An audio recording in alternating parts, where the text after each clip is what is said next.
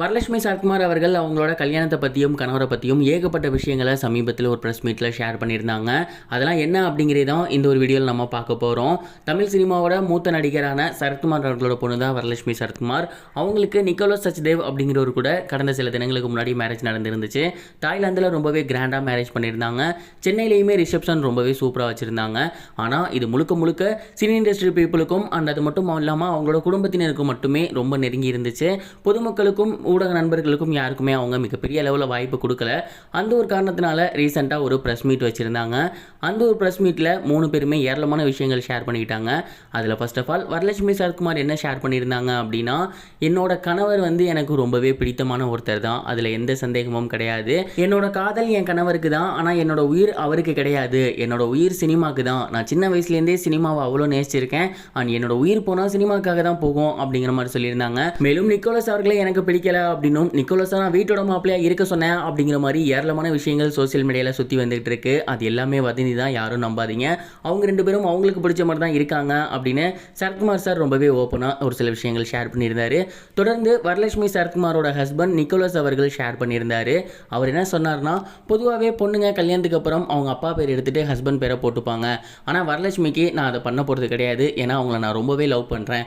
அவங்களுக்கு அவங்க அப்பாவை ரொம்பவே பிடிக்கும். அண்ட் அவங்கள நான் ஃபஸ்ட்டு மீட் பண்ணுறப்ப இருந்த பேர் வரலட்சுமி சரத்குமார், அது மாற வேணாம். வரலட்சுமி சரத்குமார் அதுக்கப்புறம் நிக்கோலஸ்னு வந்தால் போதும். அதே போல் என் பேருக்கு பின்னாடி நிக்கோலஸ் சச்தேவன் இருக்கும்.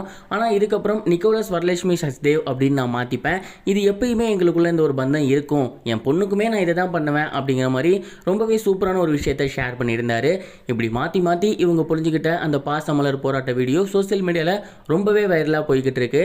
அண்ட் இந்த ஒரு விஷயங்களை பார்த்துட்டு ரசிகர்கள் நிறைய விஷயங்கள் கமெண்ட் பண்ணி வந்துட்டு இருக்காங்க. நீங்கள் இதை பற்றி என்ன நினைக்கிறீங்க? கமெண்ட் பாக்ஸில் ஷேர் பண்ணுங்க. இது ஒரு புறம் இருக்க, பாபா லட்சுமணன் அவர்கள் ரீசெண்டாக ஒரு இன்டர்வியூவில் ஆக்டர் ஜீவாவை பற்றி ரொம்பவே எமோஷனலாக நிறைய விஷயங்கள் சொல்லியிருந்தாரு. அவர் என்ன சொன்னார் அப்படின்னா, நான் சினிமாவில் நடிகர் ஆகிறதுக்கு முன்னாடி அவங்களோட ஆஃபீஸில் தான் நான் வேலை பார்த்துட்டு இருந்தேன். அப்போவே எனக்கு ஜீவாவை தெரியும். சின்ன பையன் ஸ்கூல் படிச்சுட்டு இருந்தார். அதுக்கப்புறம் நான் மாயி படம் பண்ணேன். அந்த படத்தில் ஒரு சின்ன ரோல் கொடுத்தாங்க.